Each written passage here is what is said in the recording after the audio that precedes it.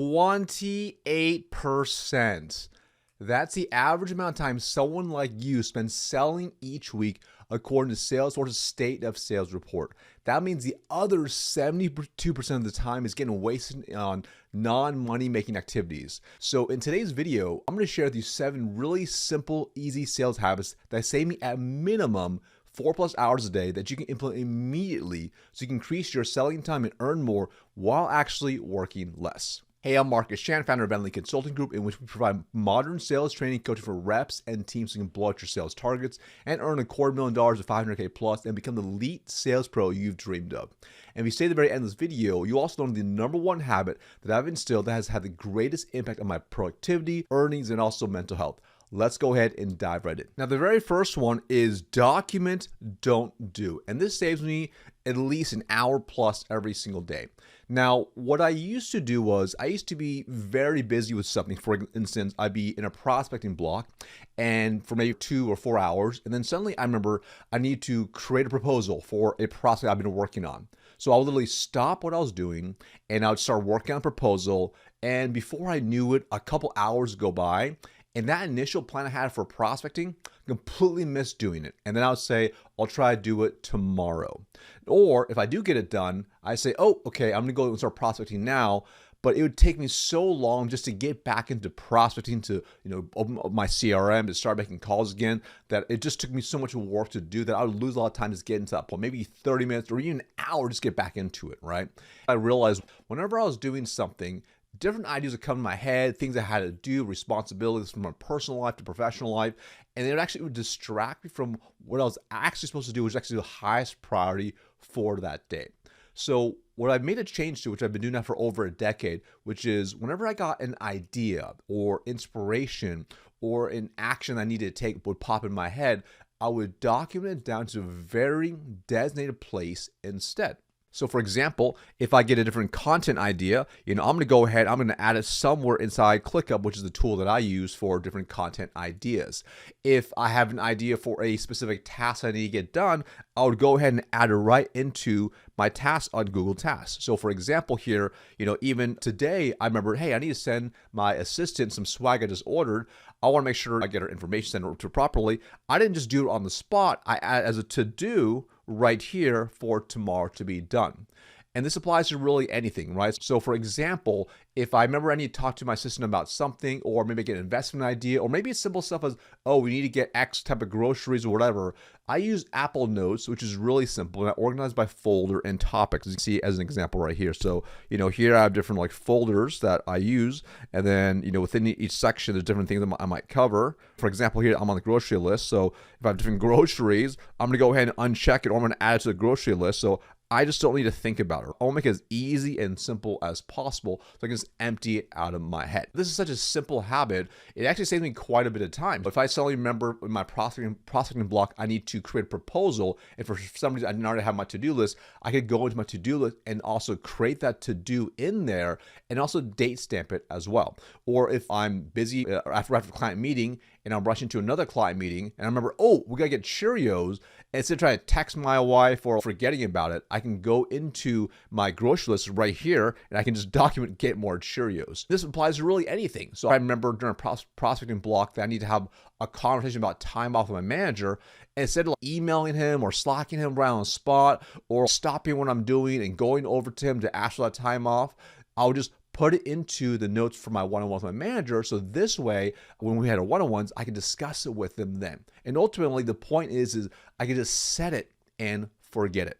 Versus, I used to just get pulled away from one thing to another based on an email or Slack I got, or whenever I suddenly remembered something. What we don't realize is all that context switching of going between task to task and jumping back and forth, we stop doing what we're supposed to be actually doing. We easily waste over an hour plus more a day, at least I did personally. For example, in the prospecting block, because I stopped and make that proposal, it actually would cost me future pipeline because now I wasn't doing the things that would drive future pipeline. And I see this actually with a lot of reps I talk to where they empty out their pipeline because they've been so busy working on different accounts and prospects, and suddenly it's a new quarter. Oh man, I haven't been prospecting at all. And that's a result of this level of context switching and not implement the document, don't do. #2, plan tomorrow today.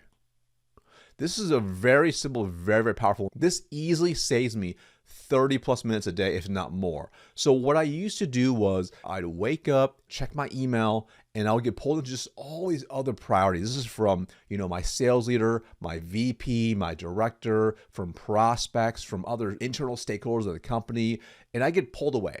So by the time I actually try to get any type of real deep work done, it would be lunchtime. Then I want to take lunch, and then that would basically eliminate, cause me to lose majority of my day, in which basically was putting out fires.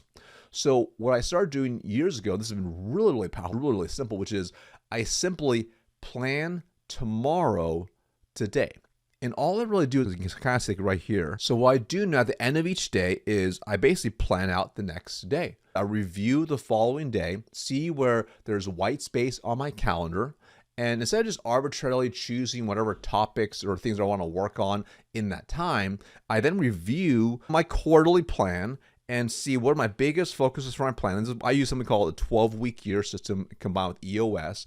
And I take a look at what are the biggest, highest leverage things that may not be urgent, but they will have the greatest impact on the overall business. And I pull the most important, highest leverage tasks, and I fill in the next day. So this is really powerful because now I don't need to think about what I need to do the next day. So that I can wake up, whatever's on my calendar, I can just execute on that next day.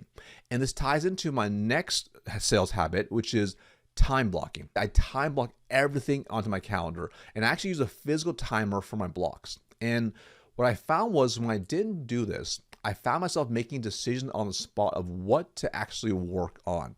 And oftentimes, I hate to say it, but I usually made a bad choice. Like I would be suddenly checking Slack, or I'd check emails or social media, and I would get pulled away, and I'd waste 30, 40, 50 minutes, an hour or more, depending whatever it was. Instead, I want to eliminate the chance of that actually happening, so I time block. So this allows me to be proactive so I can plan far ahead.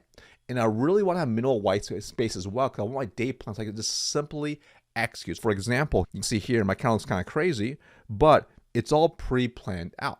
And part of it is really, it starts with the end of the day, planning for the next day. Now, this is a completed week here, but you'll see here that I have things completely built in from, first thing in the morning, reviewing metrics if I'm with my kiddo in the morning, because here we had camp this day, we're preparing him for camp, so it's a whole thing in the morning, right? To prospecting, to I was interviewing with a Salesforce deal, to managing my CRM, to creating content, one-on-one with my team meeting, to planning tomorrow, working out, to making dinner, to sit down with my family. And each day is completely time blocked out.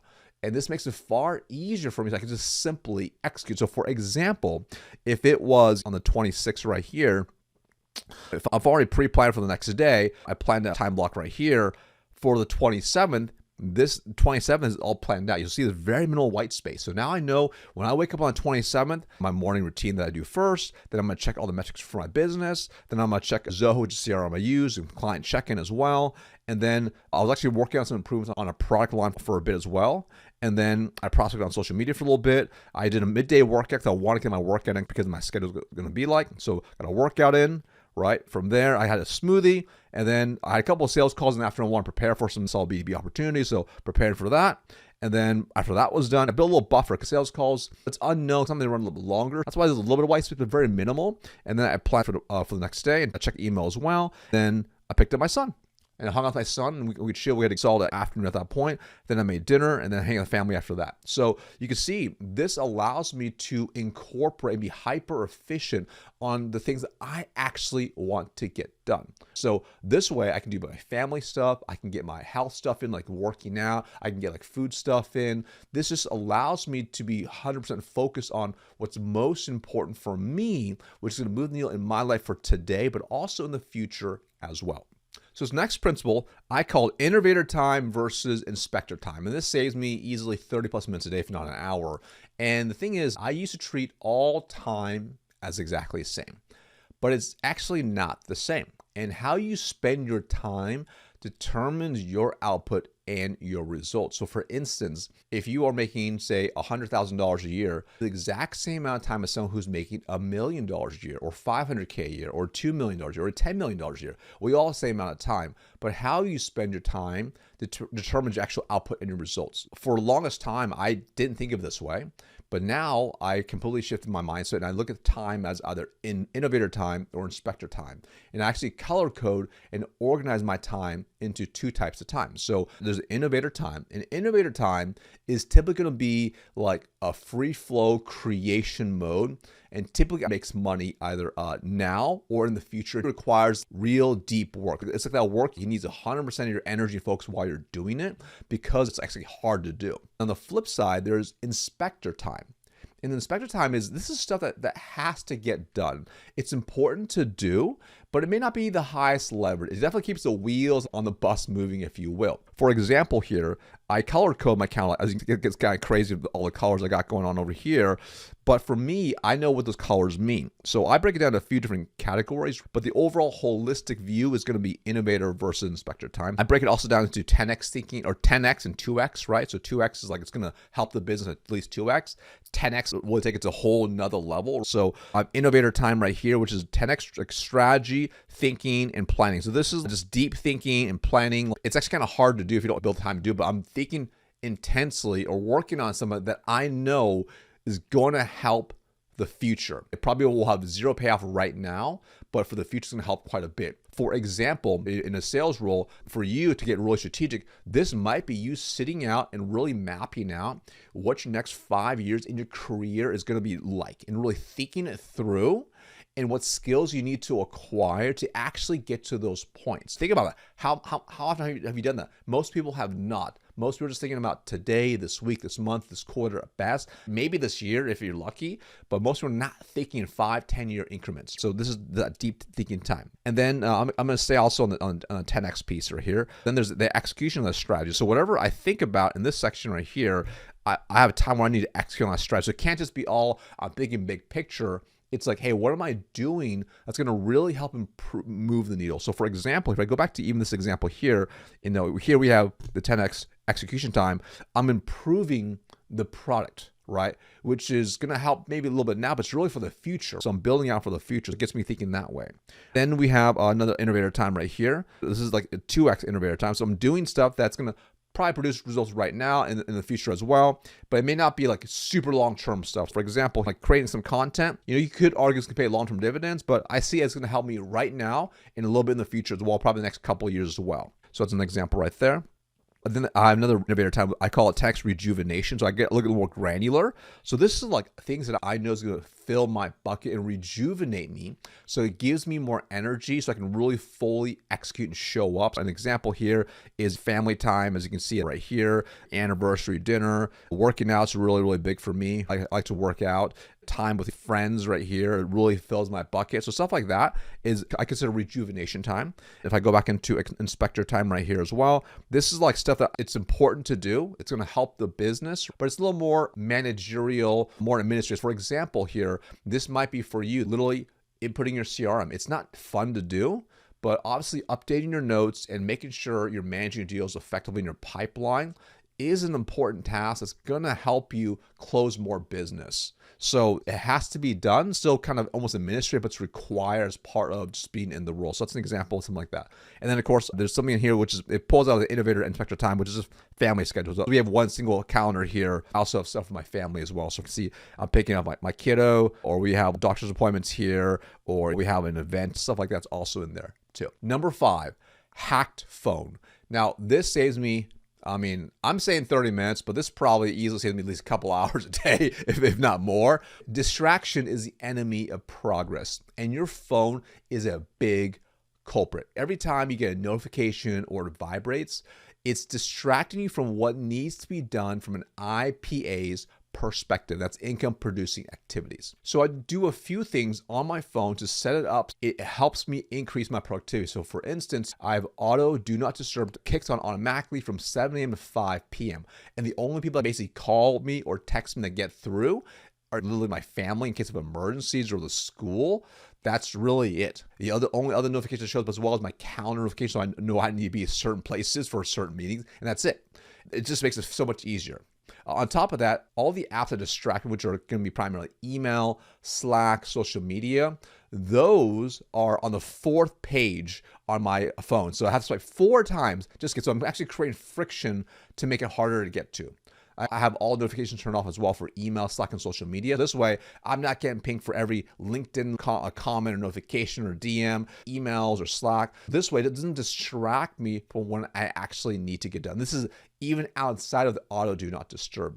What I also do is I have an auto red light filter on. So my phone turns completely red on the screen. It kicks on from 8:30 p.m. to 6:30 a.m. So this basically makes it look very boring, intentionally helps us sleep as well. But then this way, I don't see any red text notification bubbles or anything like that. It doesn't distract me. When you see it's all red, it becomes very, very boring. And one really cool hack I've also done on my phone as well is I've downloaded an app called 1sec, which has automations for social media. So you can set it up where when you open any app that you're addicted to, it will force you to pause. For instance, as you can see here, when I open up LinkedIn, this will actually pull up right here, and it says take a deep breath it takes about 10 seconds. After it scrolls down, it shows, all right, you've had 3 attempts, or how many attempts you tried in the last 24 hours. So it gives you this level of awareness, which is kind of scary at times, especially if you have an app addiction like I did. I just didn't realize it. And at that point, after 10 seconds, because it's forcing that intentionality, you have a choice to make. You can say, oh, I don't want to open it, or I do want to open whatever app it's going to be, right? So you almost have a little bit of guilt just even seeing these numbers, and then you have to make a choice. And on top of that, once you hit, let's say, continue, it doesn't let you just continue forward. You then have to choose your intention, whether it's you're bored, you're stressed, you're tired, you're procrastinating, you're anxious, sad, can't sleep, you're on a toilet, mental break, whatever it's going to be. Right?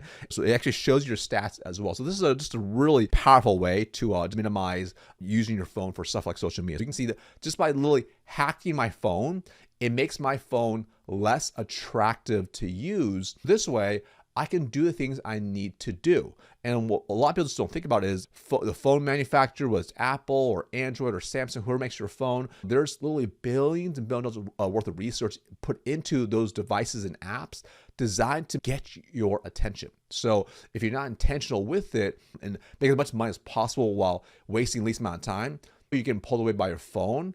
Utilize this. This would be very, very powerful. All right, habit number 6, using app limits. This saves me well over an hour plus a day. I used to have this really, really bad habit where if I had maybe 5-10 minutes before a meeting, I would just check social media. I just grab my phone, I start scrolling LinkedIn, start scrolling Instagram or TikTok, whatever.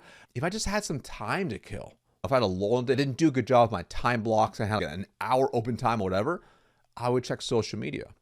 And what was kind of crazy was one day I checked my screen on time, and I realized each day I was spending about 3 to 4 hours social media between all the platforms. I'm embarrassed to say it, but it was pretty scary. And I wanted to deny it, but I literally pulled the screen on time. Oh my God, the facts are the facts. This was a couple of years ago. And that was pretty horrifying to realize. I'm like, if I sleep 6 hours or 7 hours, then I have 17, 18 hours awake, and I'm spending 3 to 4 of that time, which is like 20, 25% of that time, literally on social media. What am I doing? That's 3 or 4 hours I could be spending with family. 3 or 4 hours I could be doing something productive. I could be prospecting. I could be researching accounts. I could be doing something that's actually going to help serve me. I could be exercising. I could do something that's actually going to be beneficial, right? So again, the facts are the facts. And reality was, what I also found too was, how does social media actually make you feel? At least I know for me, it would make me want to compare to other people. I would get sad, I get depressed. Man, why aren't I better at this? Why is this person so much better than me? Or if I read the news or other things like that, it just made me feel bad. And I didn't like that. And I would get FOMO as well. So what I started doing is another kind of hack, which is I started using app limits on my phone. It looks like this. I'm sure you can probably do it on Android as well, but on iOS, you can choose app limit in the settings, and you could choose whatever are the most addictive apps. So for me, it was just social media. So I put all the social media apps you can see: Instagram, LinkedIn, Facebook, TikTok, X, Threads. These are ones I use most commonly. And I have it set up where with all those apps combined at the very max, I can only spend 1 hour total across all the apps. That's completely total. And what's interesting is, and I've been doing this now for a couple of years now, and you can take a look here. This is like only part of the week so far, but you can see here my screen on time is drastically different. I'm in this calisthenics program right here, so there's a little app I got to use for like the videos and stuff. So an hour 20 this week so far. Spotify, decent amount of time. Chrome, little amount of time, Instagram, 40 minutes, Notes, 37 minutes, Slack here. So you see here, that's like really, really powerful. Again, this is only for part of the week, but you can get my point here. What it used to be is I would take a look at my social media apps and all in combined between like Instagram, LinkedIn, and all those other ones for 3.5 days, I would easily add like 9-10 hours, which is really, really scary to see because most of the time we just don't even realize it, right? That's not a good habit. So very, very dangerous. Now, because of this, pretty consistently, like you can see here, even this 40 minutes for Instagram, this is over 3.25 days. So now I pretty much consistently, I'm under 30 minutes a day across all platforms, which before was 3-4 hours and not more, is now spent doing more productive stuff or things I actually truly enjoy. Now, something else that aligns to this as well is, especially if you're using LinkedIn or other platforms like YouTube for the desktop, I also added a tool called Newsfeed Eradicator. So what that does is it's a free Chrome extension, and you can see because it's activated all the time. When I open up an addictive platform like YouTube or whatever, I know it's ironic obviously you're watching YouTube right now, but you get my point. At least you're watching something productive, right? You see here what happens here is now, instead of having the whole feed of whatever, it shows a motivational quote and it's completely blocked. There's nothing here. So this way you can come in and do what you want to do. So for example, I love using YouTube to learn things as well. So I'll go in there. If I know Dan Martell has a great new video, I'll go to Dan Martell's channel and go to his most recent video. So instead of me going down the YouTube rabbit hole and suddenly like coming here and seeing these really cool thumbnails and getting distracted, wasting like 3-4 hours, I can go right to watching Dan's video for 30 minutes that he had put out that I'm excited to watch. So again, this gives me clear focus and intention and reduces the noise around. Number 7, clear next steps. This easily saves me 30 plus minutes a day, if not more. Now, this is a principle that applies for all tasks, sales calls, projects, or anything else that needs follow-up for completion. Now, let me kind of share what I used to. So for instance, if I had a really good sales call and it went really well, maybe we don't have a next step on the calendar, but we had plans to follow up. But then ultimately what happened was I'd forget until literally, like, I hate to say, but like weeks later, and I'd suddenly randomly remember. So I literally would stop whatever I was doing. I'd lose momentum in what should be the priority tasks and try to follow up. And sometimes I even forget to follow up. For instance, I promised to send over some collateral by the end of the week. Then I would forget to send it and never do it. Or remember a couple weeks later while I was doing something. It's probably important. Let's say I was supposed to be prospecting, right? I'm like, oh, I got to send over that collateral to X prospect. So I would stop what I was doing and I would look at my notes from that sales call, figure out the collateral I need to send the collateral. And that would be easily 30 to 40 minutes just wasted doing that. And they're like, okay, now let me go ahead and get back to actually prospecting. And now, of course, it wasn't just immediate. Let me get my water first. Let me get another coffee first. Let me go to the bathroom first. So before I actually got back into it, if I got back into it, it's another like 30 or so minutes, which is not good. And on top of that, by not being on my game and not even following through what I was going to say I was going to do, it's really poor acumen and waste time. Or for instance, if it was a project, if I delegate a task to one of my employees, I'd forget to check on it until I like randomly remember like later on. And of course, this is usually, again, while I was doing something. And essentially, I either would forget to do things or be very delayed in doing it. And I was almost always at the cost of stopping from doing what's actually priority. It'll lead to a lot of context switching. If you're not familiar with context switching, it basically means you're literally just changing tasks over and over. And each time you switch tasks, it's hard to pick up the thing you need to do, especially if it's like a deep work task. But on top of that, you get attention residue. So if you're not familiar with attention residue, it basically means whatever you were just doing, you're still thinking about even when you're trying to enter the new task. So for instance, if it's a proposal I had to work on or collateral, I'd be thinking about that deal now, like trying to do that when I should have been prospecting, get it done. And to get into the work of actually doing the next thing, I'm still thinking about that deal. Is there anything else I should be doing? Should I try to multi-thread other stakeholders? And there's this residue that just happens as a result. And a lot of times, it's these little things we don't even think about. So that's why it's really important to have this principle in place. So the principle is really simple. You just set clear next steps, which basically means each next step is simply created with a very specific due date of when I'm going to work on it or complete it. So I can just ultimately set it and forget it. And because I know the system, I trust the system, I know it'll remind me of when to do it. So for example, if it's a to-do, it's in my task list. So for example, I'm going through a third edition of my book, which is an incredible book. If you want to check it out, Wall Street Journal bestseller. And that specific book, we're going through a third edition updates where I dug into my team, specific things we had update for some of the web links inside. Now, I didn't just say, hey, go do this, and then I'm going to forget about it.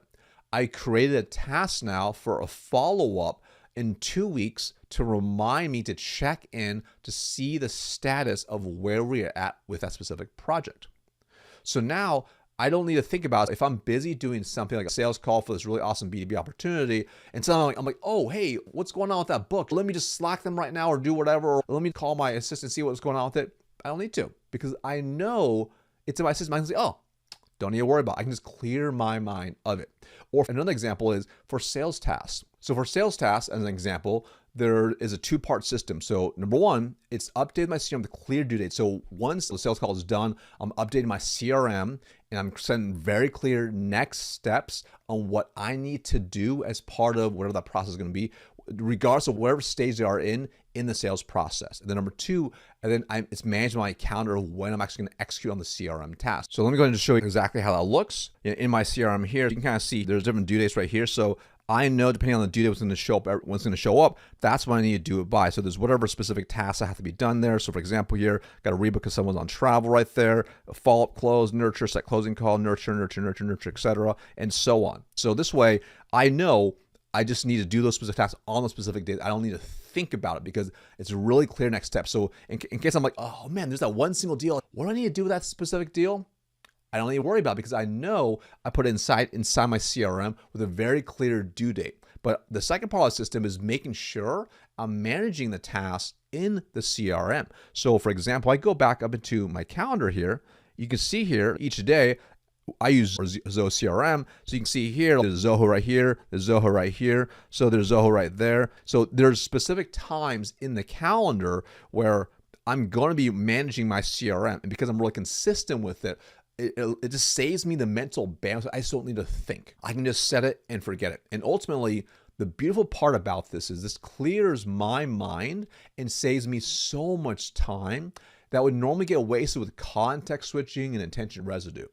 So there you have it, 7 super simple sales habits that save me at minimum 4+ hours a day, if not more. So I can spend more time on my IPAs, so it's income producing activities, and the things that actually fill me up. On top of that, these habits allow me to be fully present in the moment, whatever I'm doing, whether it's recording this YouTube video, prospecting, working with a client, or simply being in the moment, enjoying the presence with my family, as it allows me to have a clear mind and focus, as clarity is power. Now, if you want our help to help you increase your sales productivity so you can crush it even more, head below and call my team to see if it's a good fit for our coaching programs. And if you want to see the exact sales methodology for a powerful discovery process that leads to a 40% plus win rate and shortens your sales cycle in half, which saves you even more time, I'll see you in the next video right here.